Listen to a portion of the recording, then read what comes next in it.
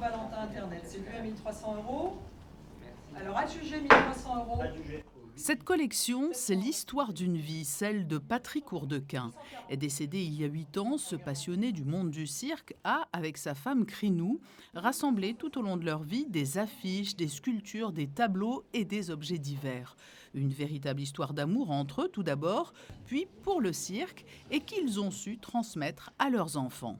Assez bizarrement, ni papa ni maman ne venaient du tout du milieu du spectacle. Papa, tout naturellement, était indiqué pour reprendre les affaires de son papa, mais dès son plus jeune âge, a été absolument passionné par le cirque, le théâtre, la magie, toute forme de spectacle, avait créé lui-même sa propre petite troupe théâtrale lors de ses études.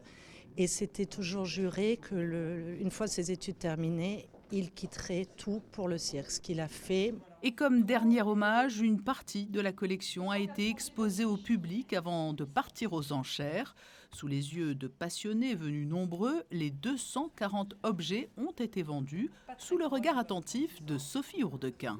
C'est assez douloureux, assez pénible. Malheureusement, nous n'avons pas d'autre choix, mon frère Alexandre et moi-même, parce que Monaco, les logements ne nous permettent malheureusement pas de tout conserver. Mais on sait aussi que ça attire énormément de vrais passionnés et qu'on espère que chaque objet, chaque tableau trouvera sa place dans des familles ou des amis du cirque à travers le monde.